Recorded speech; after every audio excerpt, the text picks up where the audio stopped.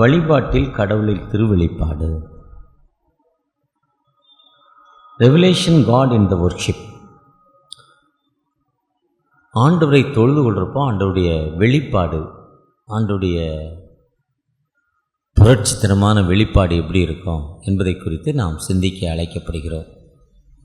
வாசிக்க கேட்ட பகுதி 1 ராஜாக்கள் 8ஆம் அதிகாரம் 22ஆம் வசனத்தும் சரி, சங்கீதம் 148 சரி, வெளிப்படுத்தினல் 14ஆம் அதிகாரம் 1 முதல் 7 வசனங்களும் சரி, மார்க் 3ஆம் அதிகாரம் சரி. ஆண்டவரை தொழுது கொள்ள வேண்டும். ஆண்டவரை தொழுது கொள்ளும் தன்மை எப்படிப்பட்டது? சாலமோன் பெரிய திருச்சபை கட்டி, அந்த திருச்சபை கட்டி முடித்த பிறகு ஆண்டவரை எப்படி தொழுது கொள்ளும்? மெய்யாகவே மெய்யாகவே தேவன் பூமியில் வாசம் பண்ணுவாரோ? வானாதி வானங்களும் கொள்ளாதே, நான் கெட்டின ஆலயம் எம்மாத்திரம்னு சொல்கிறார். அது 2 நாளாகவும் 6ஆம் அதிகாரத்திலும் அதே வசனம் சொல்லப்பட்டிருக்கும். மெய்யாகவே மெய்யாகவே. அதை தான் ஸ்தேவான், முதல் இரத்த சாட்சி ஸ்தேவான் சொல்கிறப்போ, கையினால் கெட்டப்பட்ட ஆலயத்தில் தேவன் இல்லை, அழகாக சொல்வார். அப்போஸ்தலர் 7ஆம் அதிகாரத்தில் இதே வார்த்தையை அங்கே சொல்வார் புதிய ஏற்பாடில்.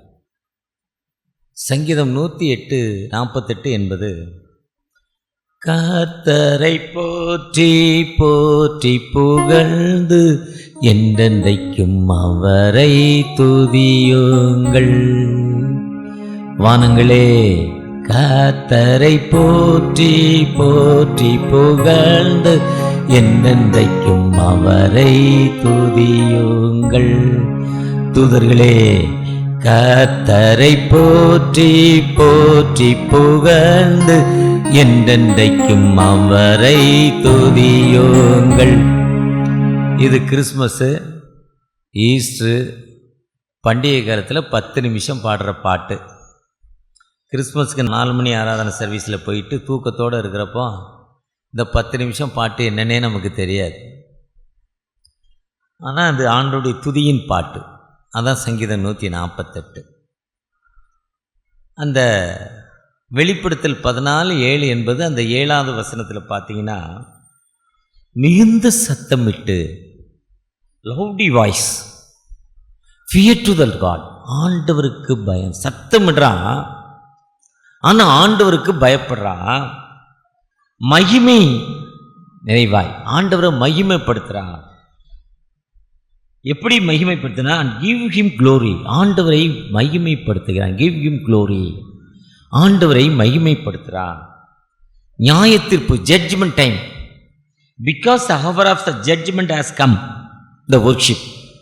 ஜட்ஜ்மெண்ட்டின் வேலை வர்றப்போ, நியாயத்தீர்ப்பின் நேரம் வர்றப்போ ஆண்டவர் தன் கைகளை சரணடைஞ்சிடறான்.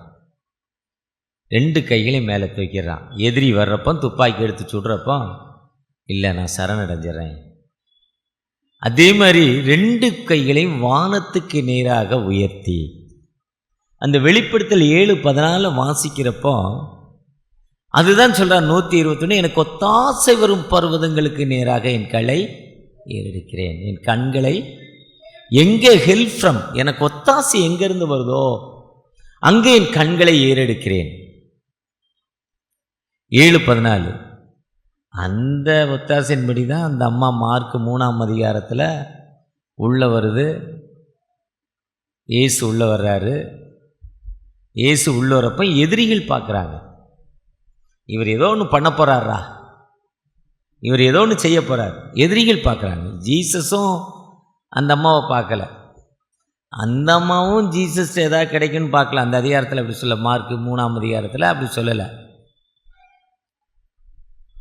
இயேசு கிறிஸ்து தேவாலயத்துக்குள்ளே நுழைகிறார். Enter to the church, worship place, உள்ளே வர்றார். அவரும் அந்த அம்மாட்ட ஏற்கனவே எனக்கு ஜெபம் பண்ணுங்கய்யா, சாட்சி சொல்கிறேன்லாம் சொல்லலை. அந்த அம்மா இயற்கையாக சர்ச்சுக்கு வந்துச்சு, அவ்வளோதான். இயற்கையாக சர்ச்சுக்குள்ளே வந்து உட்காந்துருக்கு, ஏதாவது கிடைக்குமான்னு பார்த்து. அப்போ அங்கே இருக்க எதிரிகள், ஆப்போசிட் பார்ட்டி. எப்பவுமே சர்ச்சில் 2 குரூப்பு. 100 சர்ச்சில் 99 சர்ச்சில் 2 குரூப் தான். ஒருத்தர் கெட்டுமா, ஒருத்தர் கெட்டாதம்மா. ஒருத்தர் தூணை இங்கே வைப்பான், ஒருத்தர் இங்கே வைக்காதம்மா. ஒருத்தர் தான் அவர் எப்போவுமே ஆப்போசிட் பண்ணுவார். அவரை ஆஃப் பண்ணுன்னா ஐயர் போய் என்ன பண்ணணும், முதல்ல அவர் வீட்டுக்கு போய் ஐயா தோத்துறோம், நல்லா இருக்கீங்களா, நாங்கள் இதை செய்யலாம்னு நினைக்கிறேன், நீங்கள் என்ன செய்றீங்க கேட்குறீங்கன்னு, தோத்துறேன் ஐயா நீங்கள் செய்யுங்க நல்லா இருக்குன்றவார். ஏன்னா அவர்கிட்ட போய் கேட்டுட்டார். அவருக்கு ஒரே பாலிசி, நீ கெட்டமா நாசமாக போ, ஆனால் ஏன்ட்ட கேளு, அவ்வளோதான். இப்படி 100 பேர் இருந்தால் அதில் 99 பேர் சரியாயிடுவான். இதில் ஒருத்தர் அங்கேயே இருந்துட்டு இங்கே வந்துட்டு சரியும்பார். நான் ஐஎம்எஸில் இருக்கிறப்போ 6 வருஷம் கமிட்டி நடந்தது. 6 மாதத்துக்கு ஒரு கமிட்டி, 3 மாதத்துக்கு ஒரு கமிட்டி. அதுவரை ரொம்ப சண்டை நடக்குமா. எனக்கு அப்போ பேராயர் ஜேசி கிறிஸ்தாஸ், அவர் ஒரு கமிட்டிக்கு வருவார். அந்த 6 வருஷமாக என்னென்ன இவங்க கமிட்டி ரொம்ப பீஸ்ஃபுல்லாக நடக்க, கன்வென்ஷன் கூட்டம் மாதிரி இருக்க இவங்க கமிட்டி, சத்தமே இல்லையேனேம்பார். அதுக்கு காரணம் என்ன, அந்த ஜென்ரல் செக்ரட்டரி என்ன பண்ணுவார், முதல்ல யாரெல்லாம் எதிர்க்கிறாங்களோ அவங்கள கூப்பிட்டு சப் கமிட்டியில் உட்கார வச்சு பேசி, உனக்கு என்ன செய்யணும், உனக்கு என்ன வேணும், டீ வேணுமா, வடை வேணுமா, பாயசம் வேணுமா, உனக்கு என்ன வேணும் பேசி முடிச்சு உங்களை ஆஃப் பண்ணிடுவார். இது ஒரு டெக்னிக்கு. இப்படி தான் ஒரு கூட்டம் சர்ச்சுக்குள்ளே என்ன பண்ணுவோம், எப்போவுமே ஆப்போசிட் பண்ணுற கூட்டம் சர்ச்சுக்குள்ளே வந்துக்கிட்டே இருக்கும். அதை ஓவர்லுக் பண்ணி தான் அந்த ரூலிங் பவர், அந்த செயல்படுத்தும் கூட்டம், தன்னை தாழ்த்தணும். செயல்படுத்துகிற கூட்டம் ஒரே ஒரு என்ன, தன்னை தாழ்த்தணும், ஹம்பிள் பண்ணணும், தரை மட்டும் குனிந்து வேலை நடக்கணும், அவ்வளோதான். அதனால் யார் காலில் விழுந்தால் நம்ம வேலை நடக்கணும். அப்படி அந்த அம்மா ஒரு கூட்டம் வந்து தான், நான் இயேசு பார்க்குறாரு, இயேசு பார்க்கவே இல்லை, பார்த்ததா சொல்ல, அவங்க இவன் ஏதோ தப்பு பண்ண போகிறான். அதில் சொல்கிறாரு 4வது கட்டளை, அதாவது கட்டளையில் தேவனாய கர்த்தர் ஒருவரே, அவரேன்றி உனக்கு வேறே தேவர்கள் உண்டாயிருக்க வேண்டாம், மேலே வானத்திலும் கீழே பூமியிலும் அவருக்கு சொருபான ஒரு சொருபம் உண்டாயிருக்க வேண்டாம், ஓய்வு நாட்களை பரிசுத்தமாய் ஆசரிக்கப்பட வேண்டும். ஓய்வு நாளில் யாரும் ஆசரிக்கலை அவனை என்ன பண்ணணும், கொலை பண்ணணும். பின்னால் கொலை செய்யாதிருப்பாங்க சொல்வார். ஆனால் லேவியராமத்தில் சொல்கிறப்போ ஓய்வு நாளை யாரும் ஆசரிக்கலை அவன் என்ன பண்ணணும், வெட்டிடணும் அவனை. பைபிள் தான் சொல்லுது, நான் சொல்லலை. நான் சண்டேனா சர்ச்சுக்கு வந்துடணும், ஆண்டவரை தரிசிக்கணும், ஒர்ஷிப் பண்ணணும். அப்போ இந்த ஆள் இதை சொல்லி இந்த ஆளை காலி பண்ணிடணும், இது சட்டம், இதை காலி பண்ணிடணும். அதை தான் கேட்குறார். அவங்களுடைய நினைவுகளை அறிந்த ஆண்டவர், எப்பா நன்மை செய்யணுமா, குட்னஸ் பண்ணணுமா, டூ இட் டெவில், சாத்தானின் வேலையை செய்யணுமா? அவர் கேட்குறார், டூ இட் டெவில், சாத்தானின் வேலையை செய்யணுமா, என்ன செய்யணும் சொல்லு, நீ என்ன செய்யணும் சொல்லு. இப்போ நீ நன்மை செய்யாதனா இருக்க மாட்டிப்பான், லோக்கல் பீப்புள் அடிப்பான். நன்மை செய்யினா சட்டத்தை எதிர்த்த மாதிரி ஆயிரும். என்ன செய்யணும், அவங்க தீர்த்து அவனே வெட்டிடுவார். அதுதான் ஜீசஸுடைய தனித்தன்மை.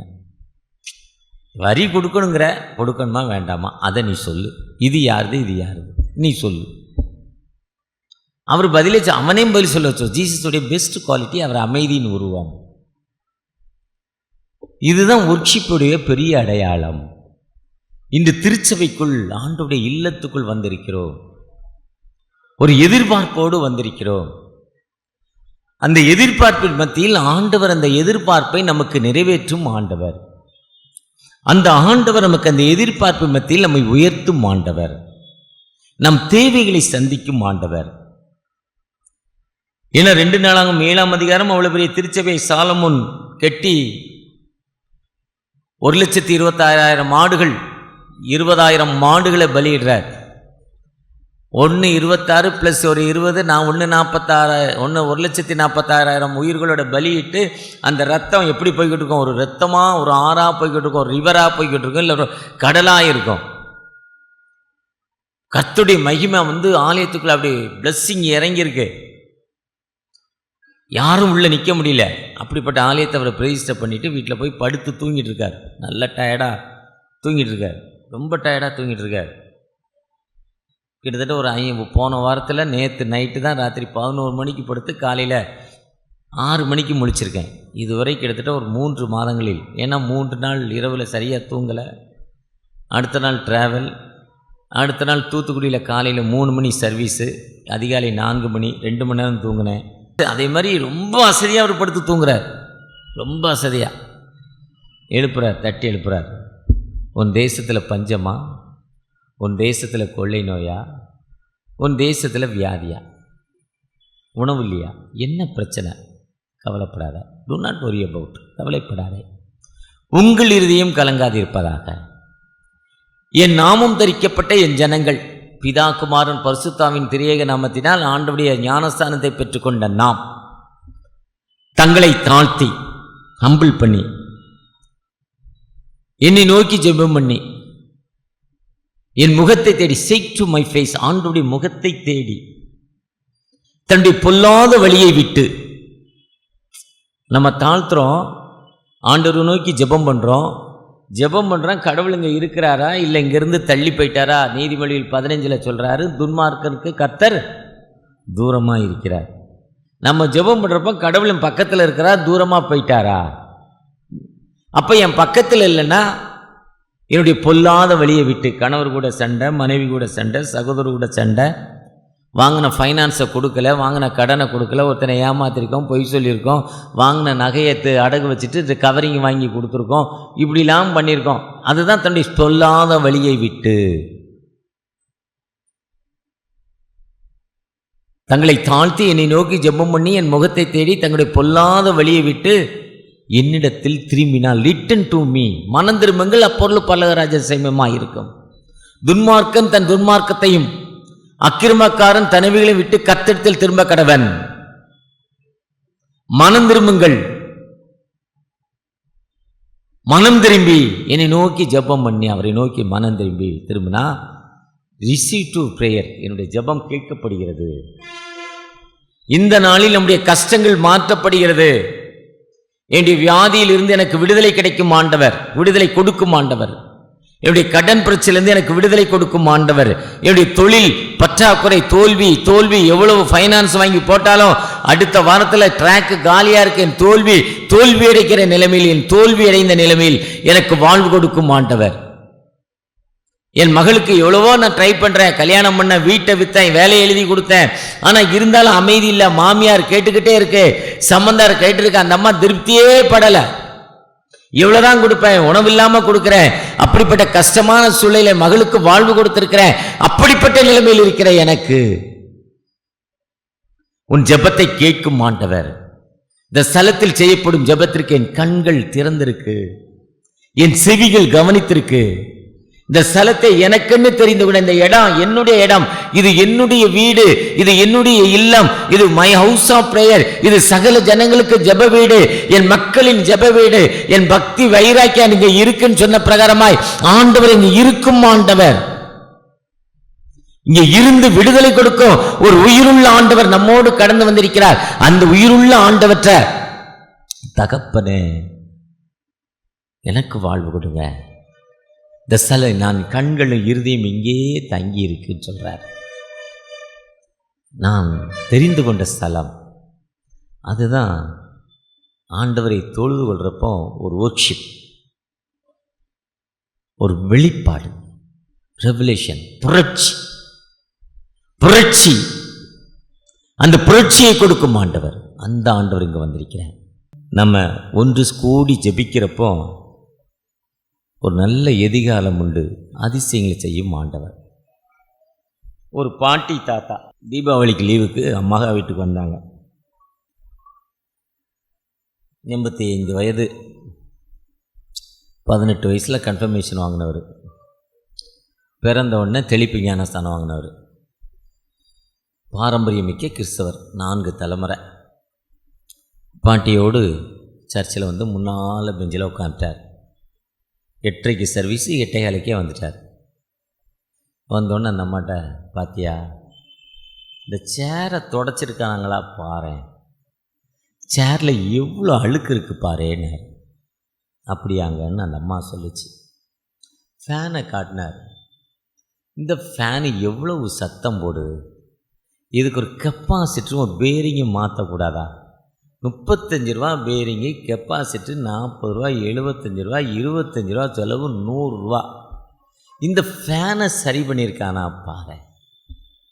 அப்படியாங்கன்னு சொன்ன அம்மா. அப்படியே பார்த்தார். இந்த சுவரில் இவ்வளோ அழுக்கு இருக்குது பார்த்தியா, இதுக்கு ஒரு ஐயரு, ஒரு செக்ரட்டரி, ஒரு ட்ரெஷரரு, ஒரு கீபோர்டு மாஸ்டரு, 2 கொயரு. எத்தனை கொயரு? 6:30 மணி சர்வீஸ்க்கு ஒரு கொயரு, 7:30 மணிக்கு ஒரு சர்வீஸ்க்கு ஒரு கொயரு. இதுக்கு வந்தவங்க அதுக்கு வரக்கூடாது, அதுக்கு வந்தவங்க இருக்க வரக்கூடாது. அப்படி ஒரு போட்டி, ஒரு யூத் ஃபெல்லோஷிப்பு. இந்த சுவரை ஒற்றை அடிச்சிருக்கானா பாரு.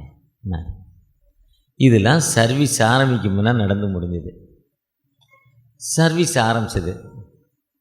என்ன இந்த ஐயர் அங்கங்கே ஃபுல்லி சரியாக சரளமாக வாசிக்க மாட்டேங்கார, வேறு மொழிக்காரரை கொண்டாந்து இங்கே போட்டு பிராணன். அவரை தெலுங்கு சர்ச்சில் போட்டுக்கலாம்ல, தமிழ் பேசுகிறவன்ட கொண்டாந்து போட்டு நம்மளை பிராணனை வாங்குறாங்க. புளிஸ்டா போச்சு பேசுகிறாரு. என்ன இது பேச்சு? என்ன இந்த ஐயர் பிரசங்கம் ப்ரிப்பேர் இல்லாமல் ஏதோ டைம் கதை பேசுகிறாரு, ஏதோ ஒரு டைம் பேசுகிறாரு. வந்தார், ஏதோ 4 டெக்ஸ்ட்டை சொன்னார், ஏதோ ஒரு கதையை சொன்னார். என்ன இந்த மனுஷன் ஒரு ஜூம் பண்ணுறான், ஆளாத கொண்டாந்து இப்படி கொண்டாந்து இவனை போட்டு நம்மளை பிராணனை வாங்குறானேன்னு சொன்னார். பிரசங்கம் முடிஞ்சது, காணிக்க வந்துச்சு. அதில் ஒரு குறை, எடுத்தவங்களே தான் எடுப்பாங்களா காணிக்க? போன வருஷம் வரப்போ இவங்க தான் எடுத்தாங்க, இந்த வருஷம் வரப்போ இவங்க தான் எடுக்காங்க. காணிக்க இத்தனை பேர் இருக்காங்க. அப்புறம் அனௌன்ஸ்மெண்ட்டு, பிரசங்க 45 நிமிஷம் 50 நிமிஷம் பிளேடு போட்டார். இந்த அனௌன்ஸ்மெண்ட்டு 25 நிமிஷம். இந்த செக்ரட்டரின்னு சொல்கிறாரு, செயலுன்னு சொல்கிறாரு, அதே அனௌன்ஸ்மெண்ட்டு ஐயரும் சொல்லி பிளேடு போடுறாரு. 55 நிமிஷம் பிளேடு போட்டு கொன்றுதாங்களே, எவ்வளோ முதுகு வலிக்கு. க்ளோசிங் ப்ரேயர் இப்படி ஒவ்வொன்றா சொல்லிக்கிட்டே இருந்தார் அந்த அம்மாவும். வேறு வழி இல்லை, சனியனை எடுத்தாச்சு, இனிமே அவுத்தா விட முடியாது. வாழ்விலும் தாழ்விலும் சுகத்திலும் துன்பத்திலும் மரணம் நம்மை பிரிக்கும் வரை எது வாக்கு கொடுத்தாச்சு. அந்த அம்மா கேட்டுக்கிட்டே இருந்தது. சர்வீஸ் முடிஞ்சு வெளியே போயிட்டாங்க. வெளியே போகிறப்போ திரும்பவும் 1ஆம் நம்பர்லேருந்து ஆரம்பித்தார். திரும்பவும் கேட்டுச்சு அந்த அம்மா. கேட்டு, எங்க சர்ச்சில் எவ்வளோங்க காணிக்க போட்டீங்கன்னு கேட்டுச்சு அந்த அம்மா. 10 ரூபா போட்டேனார். 10 ரூபாய்க்கா இத்தனை பாட்டு பாடின சர்ச்சில்? 10 ரூபா காணிக்க போடுறதுக்கு இத்தனை பாட்டா உனக்கு? யோ, வந்தம்மா, உட்காந்தம்மா, ஆண்டவரை தொழுது கொண்டம்மா, உன் தேவையை சொன்னியா? எனக்கு என்ன வேணும்னு கடவுள்கிட்ட சொன்னியா? அவர் ஜெபத்தை கேட்டாரா? அதுதான் என் பைபிள் சொல்லியிருக்கே. எசேக்கியாவுக்கு தேவை, சோர்வரமாக திருப்பி அழுதார். ஆக்சுவலாக அந்த ஏசாயா திருக்கன் வந்தாரே செத்து போவடான்ட்டு போயிட்டார். அவனை பலார்னு அடித்தாரா? இல்லை, சுவர்புறமாக எழுதார்.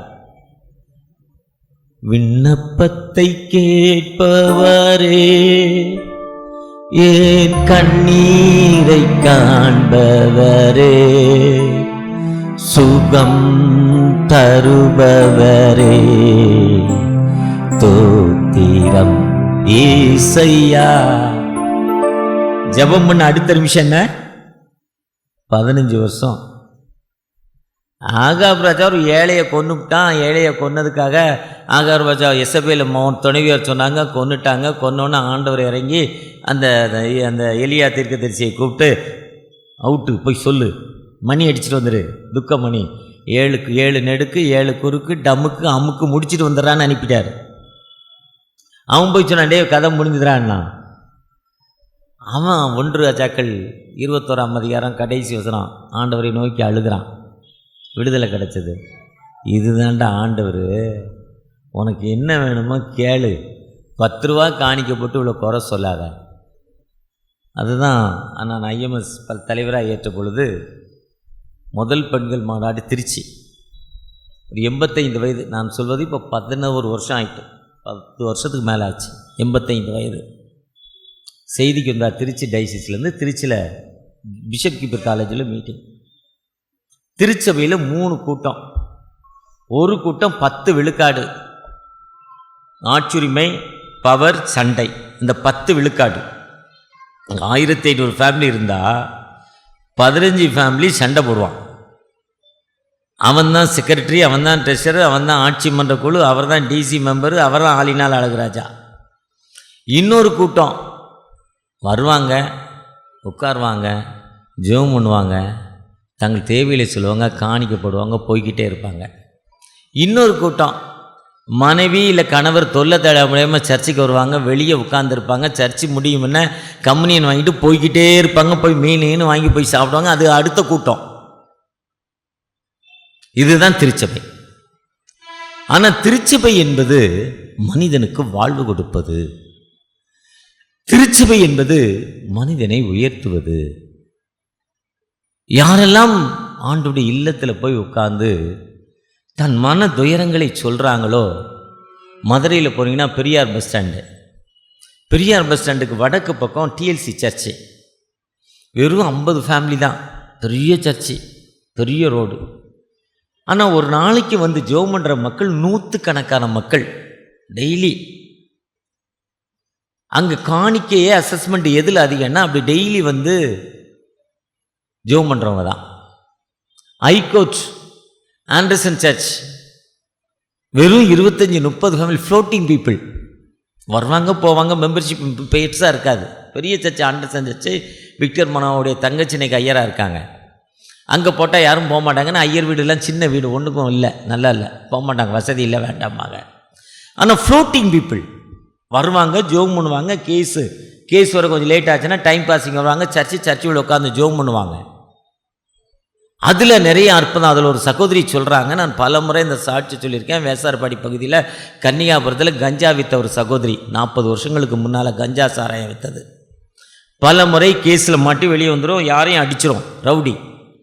ஒரு முறை வந்த இன்ஸ்பெக்டர் ஏசி கரெக்டாக பிடிச்சி எஃப்ஐஆர் போட்டு கேஸை போட்டாங்க. கேஸ் ஃபைனல், ஜட்ஜ்மெண்ட்டும் உனக்கு எதிராக வரப்போகுது, ஜெயிலுக்கு தான் போகணும், நீ ஒன்றும் பண்ண முடியாதுன்ட்டார் லாயர். அவங்க லாயர் பணம் வாங்கிட்டாரு, ஏமா நீ வெளியவே வர முடியாது, கரெக்டாக எஃப்ஐஆர் போட்டு அடிச்சிட்டாங்கன்னு ஜோம் பண்ணார், சொல்லிட்டார். 3 மணிக்கு ஜட்ஜ்மெண்ட்டு, ஜெயிலுக்கு போகுது 3 வருஷம். அந்த டைமிங் கேப்பில் அந்த சர்ச்சுக்குள்ளே வந்துச்சான். அப்போ ஆண்டவர் இப்படி தான் சர்ச்சில் உட்காந்து ஜோம் பண்ணிச்சான். தகப்பனே எனக்கு விடுதலை கொடுங்கன்னு அந்த ஆண்டர்சன் சர்ச்சில் அந்த ஜெபம் பண்ணிட்டு போய் ஜட்ஜ்மெண்ட் போச்சா. எல்லாரும் ஜட்ஜ்மெண்ட் ஆப்போசிட் ஜட்ஜ்மெண்ட்னா இந்த கேஸ் நிரூபிக்கப்படவில்லை, அதனால் குற்றவாளிக்கு சரியான சாட்சியங்கள் என்னால் விடுதலை பண்ணுறேன்னு ஜட்ஜி சொன்னாராம். ஏன்னா நம்ம ஆண்டவர் சொல்கிறாரு, என் நாமத்தினால் எவைகளை கேட்டாலும் உங்களுக்கு தருவேன், கேளுங்கள் தரப்படும், தட்டுங்கள் திறக்கப்படும், கேட்கிறேன் எவனும். நீங்கள் இதுவரை ஒன்றிய நாமத்தினால கேட்கல, கூப்பிட்ட நாளிலே உத்தரவு கொடுத்து தமது ஆலயத்தில் ஜெபத்தை கேட்டார். நீதிமான்களை ஒரு காலம் தள்ளாட விட மாட்டார். யாரு மனம் திரும்பி அவரை நோக்கிப்பா, நீதிமான்னா யாருன்னா அது ஒரு சீல்பட்டில செஞ்சு வர ஆள் இல்ல, மனம் திரும்பி தன் பாவங்களை அறிக்கையிட்டு ஆண்டுடைய சன்னிதானத்தில் ஆண்டுடைய ரத்தத்தினால் தன்னை கழுவுகிறவன் தான் நீதிமான். உங்களில் பாவம் இல்லாதவன் சொல்றார் யோவான் 8ஆம் அதிகாரத்தில். தன்னை தாழ்த்தி தன்னுடைய மண்ணை பாவங்களை சொல்லி ஆண்டோடைய சன்னிதானத்தில் நோக்கி கேட்கிறப்போ ஒரு விடுதலை கொடுக்க ஒரு உயிருள்ள ஆண்டவர், அந்த ஆண்டவர் நம்மோடு கடந்து வந்திருக்கிறார். இது ஒரு வகையான கூட்டம்.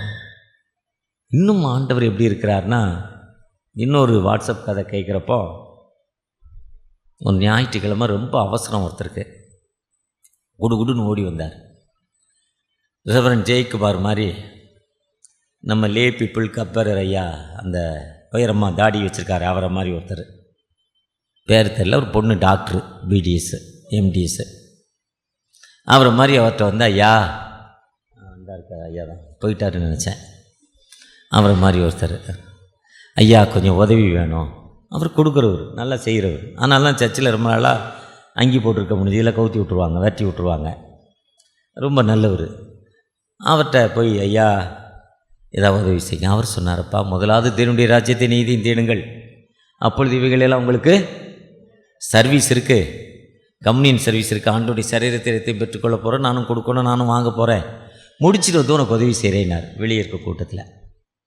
இவர் சர்ச்சுக்குள்ள வந்து 2 கைகளையும் வானத்துக்கு நேராக உயர்த்தி பலகணிகள் திறந்திருக்க தானியேல் ஜெபித்தது போல.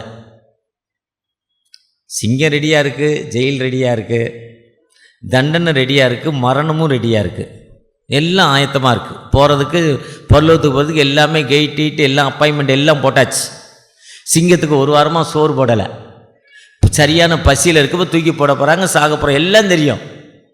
இருந்தாலும் தன்னை விசுவாசிக்க, நீ என்னை விசுவாசித்தால் தேவனுடைய மகிமே, விசுவாசியை நீ பதறாதே. விசுவாசத்தால் நீதிமான், அப்படி ஒரு நம்பிக்கை அவருக்கு. அந்த விசுவாசத்தில் 2 கையும் தான் ஒன்றுமே இல்லை, சரண்டர் ஆகிட்டார். முடிஞ்சு போச்சு, சரண்டர். 2 கைகளும் தூக்கிட்டார். பலகணியில் திறந்திருக்க அந்த ஜன்னல் திறந்திருக்க தேவாலயத்தை நோக்கி ஜெபம் பண்ணார். ஆனால் அவருக்கு மரணம் வரல. அதே மாதிரி இவர் ஐயா ஆலயத்தில் ஆல்டரில் ஜெபம் பண்ணார்.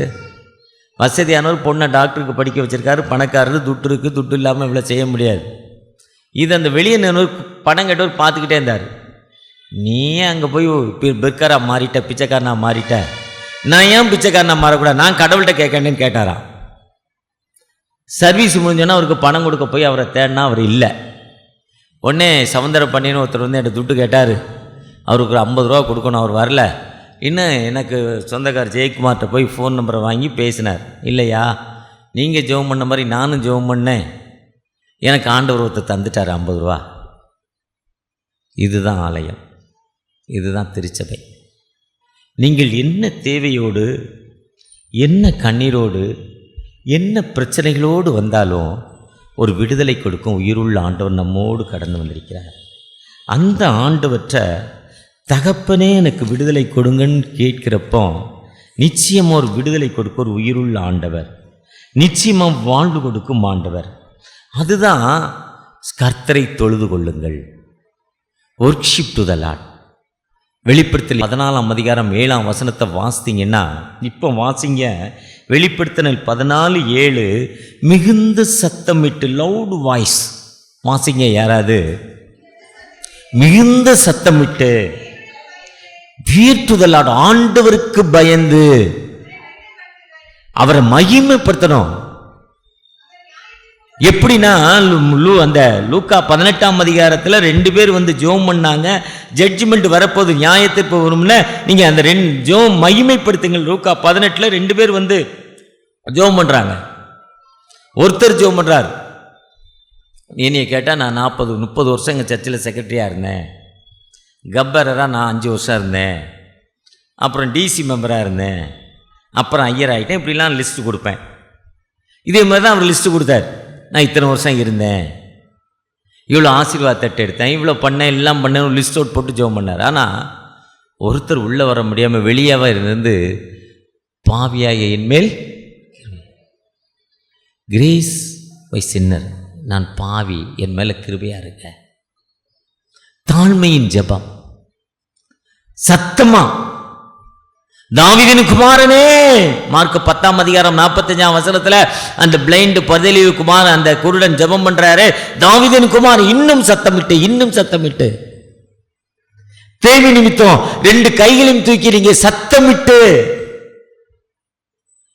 கடவுளுக்கு பயந்து, ஃபியர் டு த லார்ட், கர்த்தருக்கு பயந்தவர் வழியில் நடக்கிறவனோ அவன் பாக்கியவான். 128:1 நீ கல்யாணத்தில் உங்களுக்கு சொல்லி கொடுத்துருக்காங்க நமக்கு.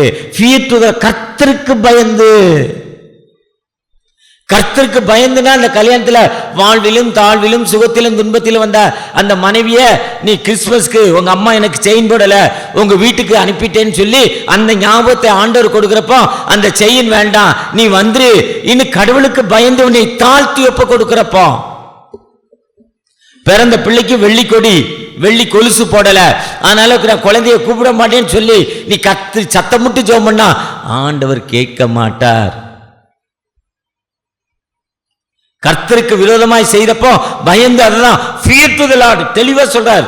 கர்த்தருக்கு பயந்து அவர் ஜட்ஜ்மெண்ட் வரும், மகிமைப்படுத்துங்கள். அதுதான் சங்கீதம் 148 சொல்றாரு. கர்த்தரை போற்றி போற்றி புகழ்ந்து என்னென்றைக்கும் அவரை துதியுங்கள். நம்ம ஆண்டவரை போற்றி துதித்து ஜெபிக்கிறப்போ 1 ராஜாக்கள் 8ஆம் அதிகாரத்தில் நாங்கள் ஒண்ணுமே இல்லைப்பா, அந்த 22ஆம் வசனத்திலிருந்து 30 வசனம் வரையும் சொல்றப்போ, நான் ஒண்ணுமே இல்லை, எங்க அப்பாவுக்கு ஒரு வாக்கு தத்தம் கொடுத்தீங்க, ஒரு ப்ராமிஸ் வேர்டு கொடுத்தீங்க. நான் தினமும், எனக்கு எப்போவுமே ஜனவரி டிசம்பர் 31 மிட் நைட்டு, ஜனவரி 1 பல வருஷமாக கார்கில் நகர் யூபிலி திருச்சபை தான் ஒரு வாக்கு தத்தம். அங்கே கிடைக்கிற வாக்கு தத்துவத்தை பிரசங்கம் பண்ணுவேன், அதை வாழ்க்கையில் சொல்லிக்கிட்டே இருப்பேன். அதில் எனக்கு இந்த வருஷம் கிடைச்சது ஏசாயா 43:5. நீ தண்ணீர்களை கடக்கிறப்ப நான் உன்னோடு இருப்பேன் சொன்னார். நீ தண்ணீர்களை கடக்கிறப்ப உன்னோடு இருப்பேன் சொன்னார். ஆனால் எதை செய்தாலும் புத்தியாய் செய். அதற்கு அடுத்த வசனம், உன்னோடு இருப்பேன்னு சொல்லிட்டு நீ எதை செய்தாலும் புத்தியாய் செய்கிற அடுத்த ஈக்குவல் வசனத்தை எனக்கு ஆண்டவர் தந்தார். அதே நேரத்தில் அடுத்த சிஎஸ்ஐ கொருக்குப்பேட்டை சர்ச்சில் போய் யாக்கோபு திருச்சபையில் பிரசங்கம் பண்ணுறப்போ எனக்கு சொன்னார், சமயம் வாய்த்தாலும் வாய்க்காவிட்டாலும் நீ திருவசனத்தை ஜாக்கிரதையாக பிரசங்கம் பண்ணு, என் நாமத்தை பிரசங்கம் பண்ணு, எந்த இடத்துல உன்னோடு இருப்பேன். 2 தீமோத்தேயு 4:2 சமயம் வாய்த்தாலும் வாய்க்காவிட்டாலும். யாத்ராம் 20:20 என் நாமத்தை மகிமைப்படுத்த எந்த இடத்துலையும். 2 வாக்கு தத்தம். நீதிமொழிகள் 4, ஏசாயா 43:2 நீ தண்ணீர்களை கடக்கிறப்போ. நீதிமொழிகள் 4:7 எதையும் நீ ஞானமாக பண்ணு, கடவுளுக்கு பயந்து பண்ணுன்னு. இந்த வாக்கு தத்தத்தை நான் சொல்லி சொல்லி ஜெபம் பண்ணுறேன். இந்த வாக்கு தத்தத்தை தினமும் நான் சொல்லி ஜெபம் பண்ணுறேன். அது மட்டுமல்ல, இந்த மாசத்துல முதல் சண்டே, முதல் 1ஆம் தேதி எங்கே ஜெபம் பண்ணானோ, என்னை நோக்கி நீ பாரு, ஜெபம் பண்ணு, கால் அப்பான்மே.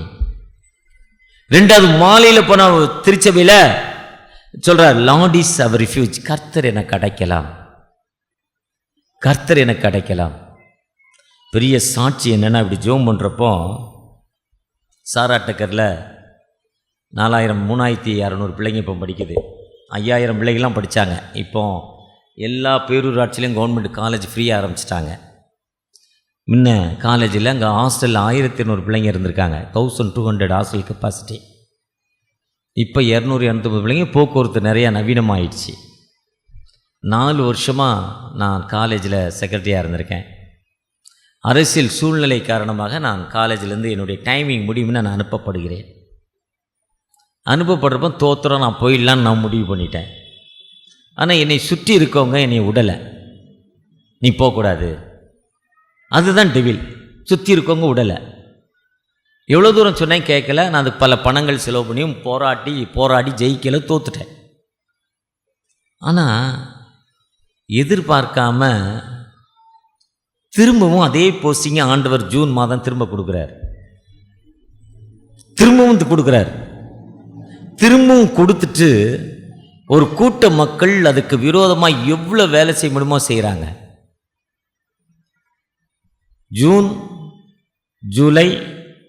ஜூலை ஆகஸ்ட் செப்டம்பர் 3 மாதம் சம்பளம் வரல. சம்பளம் வராத மக்களை வெளியே அனுப்பி போராட்டத்தில் இழுத்து விட்டுட்டாங்க.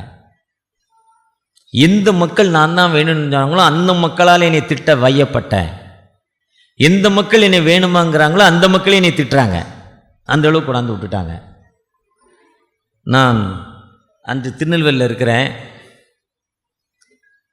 நான் ஆண்டவர்கிட்ட ஜெபிக்கிறேன், தகப்பனே நடந்துக்கிட்டே யார் கூட பேசிக்கிட்டே நான் ஜெபம் பண்ணிக்கிட்டே இருக்கிறேன். யார் எழுப்புனாங்களோ அவங்கெல்லாம் வெட்கப்பட்டு போனாங்க. உனக்கு விரோதமாய் உருவாக்கப்படும் எந்தவித ஆயுதமும், எவன் என்னைய வெளியே அனுப்புன்னு அந்த போராட்டம் எழுப்புனா அவன் தான் வெளியே போனான், தோத்து போனான். நான் எதிர்பார்க்கல அவ்வளோ சீக்கிரம் அந்த வேலை குயிக்க முடியும்னு நான் எதிர்பார்க்கவே இல்லை. கொஞ்சம் கூட எவ்வளோ போராட்டம் பண்ணா ஆனால் கிடைக்கல. அவங்க எழுப்பிவிட்ட போராட்டத்திலே அதை தான் உருவனை அவன் கத்தியிலே செத்து போனான். இப்போ அப்ரூவலே வந்துருச்சு. நான் எவ்வளோ போராட்டம். ஆனால் இந்த ஜெபந்தான் கொடுத்த வாக்கு தத்தம். இதுதான் 1 ராஜாக்கள் 8:22 30 வரையும் அந்த சாலமோன் என்ன பண்ணுறாரு, உங்களுக்கு இந்த வருஷத்தில் எந்த வாக்கு தத்தத்தை கொடுத்தாரு, அந்த வாக்கு தத்தத்தை நீங்கள் சொல்லி ஜெபிக்கிற மக்களாய், எனக்கு இப்படி சொன்னீங்கல்ல, ஏன் எனக்கு ப்ரொமோஷன் கிடைக்கல, நான் லஞ்சம் கொடுத்து ப்ரொமோஷன் வாங்க மாட்டேன். அதே காலேஜில் ஒரு தம்பி 15 வருஷமாக வேலை செய்கிறான். லஞ்சம் கொடுத்து போஸ்டிங் வாங்க மாட்டேன்னு சம்பளம் இல்லாமல் வேலை செய்கிறார் ஒருத்தர். நான் கேட்ட முந்தான லஞ்சம் கொடுக்கல, நீ அதனால் உனக்கு போஸ்டிங் வரல, சம்பளம் வரல, உனக்கு என்னையா குறைன்னா, 10 வருஷமாக சம்பளம் வரலையா, ஒன்றும் குறைல, நல்லா தான் இருக்கேங்கிறான். ஜாலியாக தான் இருக்கான், நல்ல சட்டை போட்டிருக்கான், நல்ல பேண்ட்டு போட்டிருக்கான், நல்லா சாப்பிட்றான், ஒன்றும் எனக்கு குறை இல்லைங்க, சம்பளம் வரல, நான் லஞ்சம் கொடுத்து சம்பளம் வாங்க மாட்டேங்கிறான். அவனுடைய கான்செப்ட். அப்போ நம்ம வாக்குத்தத்தத்தை சொல்லி ஜெபிக்கிற மக்களாய், கிட்டத்தட்ட நான் 2016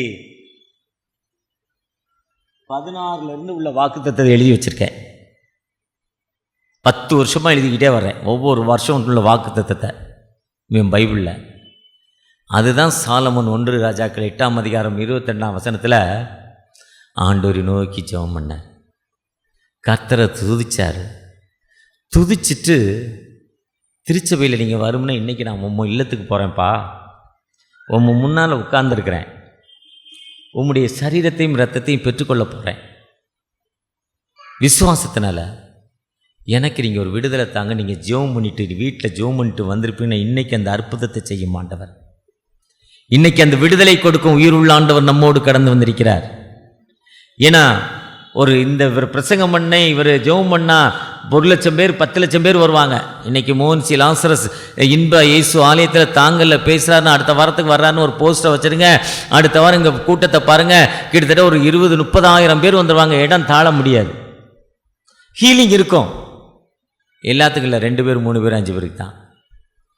5 பேருக்கு மேலே இல்லை. அந்த 5 பேரும் வீட்டில் ஜெபம் பண்ணிட்டு வந்திருக்காங்க. ஒரு மனிதனால் ஹீலிங் கொடுக்க முடியாது. வானத்தையும் பூமியும் படைத்த ஆண்டவர் நமக்கு ஹீலிங் கொடுக்கும் ஆண்டவர். அந்த ஆண்டவரை நோக்கி வந்திருக்கிற நீங்கள் இந்த ஆலயத்துக்குள்ள வருமுன்ன இதற்காக நீங்க ஜெபம் பண்ணி இன்னைக்கு கிடைக்கிற வசனம் என் வாழ்க்கைக்கு ஏற்ற வார்த்தையாய் வார்த்தையை நீ குணமாக்கி இக்கட்டுகளில் இந்த வாழ்வு கொடுக்கிற தகப்பன் எனக்கு ஒரு விடுதலையின் வார்த்தையாய் என் வாழ்க்கையில் உயர்த்தும் வார்த்தையாய் என்னை மகிமைப்படுத்தும் வார்த்தையாய் எனக்கு கிடைக்க நீங்க ஜெபம் பண்ணிட்டு வந்தீங்கன்னா நிச்சயமா அந்த விடுதலை கொடுக்கும் ஆண்டவர். அவர் முகத்தை பார்ப்பதல்ல, இருதயத்தை பார்க்கிறவர். யார் இங்க பிரசங்கம் பண்றாங்க அவங்க முக்கியம் அல்ல, அவரை நோக்கி ஜெபிக்கிற மக்கள் தான் முக்கியம். அவருடைய தேவைகளுக்காக காத்திருக்க மக்கள்கிட்ட தான் முக்கியம். அதுதான் சாலமோன் சொல்றாரு, என் தகப்பன்ட்ட சொன்னீங்க, ஒரு வாக்குத்தத்தம் கொடுத்தீங்க, அந்த வாக்குத்தத்தத்தை நினைவு கூர்றேன்ப்பா. அருமையான ஒரு பிரேயர் அது. 1 ராஜாக்கள் 8:22-30 இதுதான் ஒரு ரெவலேஷன், இதுதான் ஒரு எழுச்சி, இதுதான் ஒரு வெளிப்பாடு. அந்த வெளிப்பாடின் மத்தியில் வெளிப்பாடு எப்போனா ஆண்டவருக்காக காத்திருக்கிறப்போ நிச்சயமாக ஆண்டவர் விடுதலை கொடுக்கும் ஆண்டவர். இந்த வெளிப்படுத்தல் விசேஷமே எப்படி உருவாச்சுன்னா, அன்னைக்கு இருந்த ரோம பேரரசில் மிஷனரிகளை பூரி சுடுற எண்ணெயில் தூக்கி போட்டுருவாங்களாம், அதிரசம் சுடுற எண்ணெய்களை தூக்கி போட்டுருவாங்களாம், பக்கோடா சுடுற எண்ணெய்களை. அப்போ எவ்வளோ சூடு இருக்கும் பாருங்க. அப்படியே அவுட்டு. இந்த யோவானை தூக்கி அதுக்குள்ளே போட்டாங்களாம் அன்றைக்கி இருந்த ராஜா. அந்த எண்ணெயே ஜில்லுன்னு ஆகி போச்சான். ஒன்றுமே அவர் ஜாலியாக நிற்கிறாராம். அந்த ராஜாவுக்கு என்ன பண்ணுறதுனே தெரியல. யோவானா என்னடா கொல்லுன்னு நினச்சா அந்த எண்ணெய் எப்படி ஆகிட்டேன்னாராம். அதே யோவானை சரி இவனை இங்கே வைக்க வேண்டாம், இவனை நாடு கடத்திடுவோன்னு அப்போ தான் பத்மந்தீவுக்கு தூக்கி அனுப்புகிறார். வெளிப்படுத்தல் 1ஆம் வசனத்தில் 1ஆம் அதிகாரம் 7ஆம் வசனத்தில் இருக்கும் பத்மந்தீவுக்கு அனுப்புகிறார். நாடு கடத்திட்டார். தனிமை, யாருமே இல்லை. அந்த தனிமையில் ஜெபம் பண்ணுறப்ப தான் அவருக்கு இவ்வளோ பெரிய வெளிப்பாடு. அப்போ உலக பிரகாரமாய் கஷ்டத்தின் மத்தியில் நம்ம இருந்து ஜெபிக்கிறப்போ ஆண்டவர் விடுதலை கொடுக்கும் ஆண்டவர். அந்த யோவான் தான் 83 வயசு வரையும் சாகலை. இரத்த சாட்சியாக கொலை பண்ணப்படாத ஒரு மிஷனரியான பல முறை முயற்சி செய்தால் அவரை கொலை பண்ண முடியல. ஏன்னா பேதுருவிட்ட ஒரு வாக்குத்தத்தை கொடுக்குறார். இவனுடைய வேலை என்ன? இவன் வேலை நான் வர இவன் இருக்க சித்தமான உனக்கு என்ன போடாங்கிறார் பேதுருட்ட யோவான்ல. என் ஆடுகளை மேய்ப்பாயா, என் ஆடுகளை மேய்ப்பான்னு கேட்குறப்ப இவனுடைய வேலை என்ன? அவர் சொன்ன வசனம் அந்த ஜெபந்தான், சத்தம் விட்டு கூப்பிடு. 14:7 14:14 மத்தேயு 14:14ங்கிற மாதிரி இது 14:7 மறக்க முடியாத ஒரு வசனம். இதே மாதிரி ஆண்டவரை நோக்கி ஜெபம் பண்ணுறப்போ அந்த யோவானுக்கு என்ன மகிமை கிடைச்சதோ அந்த 83 வயது வரை நீங்கள் பலவீனமற்றவர்களாய் இவங்க இருக்க ஆண்டவர் விடுதலை கொடுக்கும் ஆண்டவர், வாழ்வு கொடுக்கும் ஆண்டவர். கடந்த நாளில் என்னுடைய பணியாட்களோடு நான் பேசிட்டு போனேன். ஒரு வாட்ஸ்அப் கதையை சொன்னேன். நேற்று மெசேஜில் சொல்ல ஞாபகம் பண்ணேன், வரல ஞாபகம். இப்போ வந்துட்டு ஒரு அம்மாவுக்கு ஹார்ட் அட்டாக்கு. 98 விழுக்காடு செத்து போவாங்க. ஒன்றும் பண்ண முடியாது. ஆஞ்சியோ பண்ணாங்க, ஸ்ட்ரென்த்து பண்ண முடியல, ஃபேஸ் மேக்கர் வைக்க முடியல, பைபாஸ் பண்ண முடியாது, செத்து போவான்னு சொல்லிட்டாங்க. அந்த அம்மா ஜெபம் பண்ணிச்சு. ஜெபம் பண்ணுறப்ப கடவுள் இறங்கி வந்தார். இறங்கி வந்து தொட்டுட்டார். அவன் 53 வயசு, இன்னும் 32 வயசு உனக்கு தர்றேம்மான்ட்டு போயிட்டார். 32. அப்போ எத்தனை வயசு? 85. நீட்டாக போச்சு. நல்லா ஃபேஸ் வாஷ் பண்ணி, அந்த ஸ்கின் டாக்டர்கிட்ட போய் ஃபேஸ் எல்லாம் நல்லா சரி பண்ணி, ஹேர் டாக்டர்கிட்ட போய் ஹேரெல்லாம் சரி பண்ணி, நல்லா பவுட்ரு போட்டு ஒரு 3 மாதம் நல்ல மேக்கப்பில் வயசான அம்மா, உடம்பு சரியில்லாத அம்மா, ரொம்ப அழகாக மாறுறதுக்கு இந்த பாப்பா மாதிரி அழகாக 54 வயசில் வெளியே வந்து பைக்கில் போய்கிட்டு இருக்கு வீட்டுக்கார் கூட பைக்கில் நல்லா 53 வயசு இல்லை, இப்போ 32 வயசு மாதிரி வந்துட்டு 32 வருஷம் இருக்காதால நல்லா சைனிங் பண்ணி வந்துச்சு. போகிற வழியில் ஒரு ஆக்சிடெண்ட்டில் செத்து போச்சு. Spot out. முந்தா நாள் மெசேஜுக்கு போகிறேன். போகிற வழியில் நாசிரியத்துக்கும் திருநெல்வேலிக்கும் இடையில ஒரு ஆக்சிடெண்ட் ஸ்பாட்டு. 2 ஆட்டோ மோதி ஒருத்தன் செத்து கிடக்கான். இதே மாதிரி செத்து போச்சு. திரும்ப ஜட்ஜ்மெண்ட்டுக்கு போச்சு. முதல்லையும் ஜட்ஜ்மெண்ட்டுக்கு போச்சு.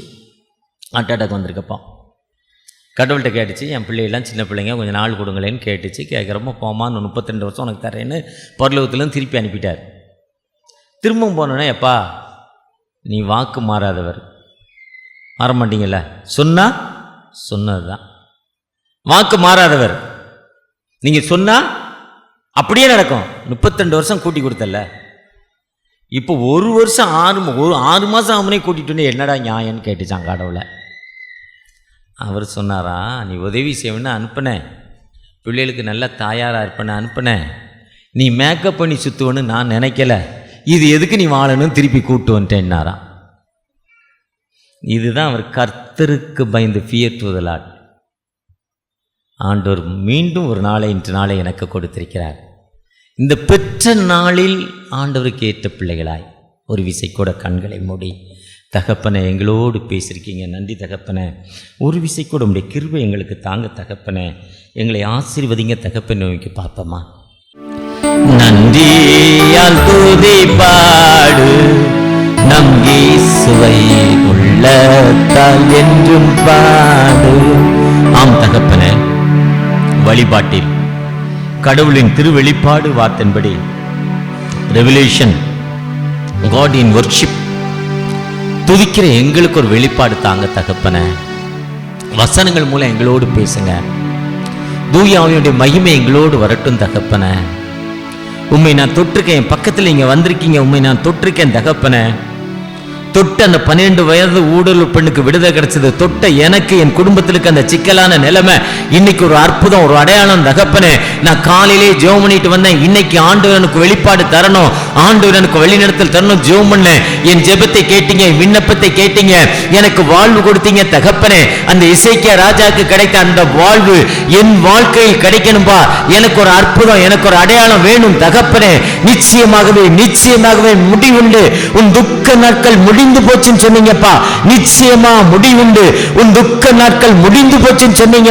அப்படி எனக்கு ஒரு முடிவான வாழ்வு என் குடும்பத்தில், என் மகளுக்கு இருக்க அந்த பிரச்சனை மத்தியில எனக்கு ஒரு முடிவான வாழ்வு, ஒரு துயரமான விடுதலை, எனக்கு முழுமையான வாழ்வு நீங்க தருவீங்க நம்பிக்கையோடு உங்களுடைய பாதத்தில் இருக்கிறேன்.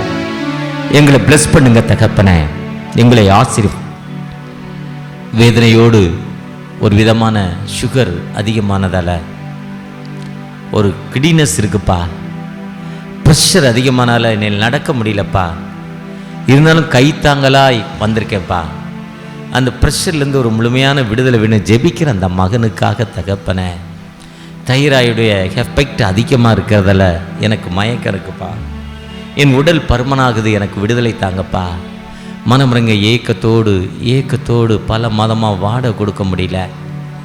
நல்ல ஹவுஸ் ஓனர் இருந்தாலும் அவர் வாடகை வாங்கி சாப்பிடக்கூடிய நிலைமையில் இருக்கார். அந்த வாடகை கொடுக்கணும்பா. நான் இன்றைக்கி ஜெபம் பண்ணிட்டு வந்தேன், அந்த வாடகை கொடுக்கக்கூடிய நிலைமை எனக்கு தாங்க தகப்பனே. என் வயிற்று பகுதிக்கு அந்த கட்டியிலிருந்து எனக்கு ஒரு முழுமையான விடுதலை தகப்பனே.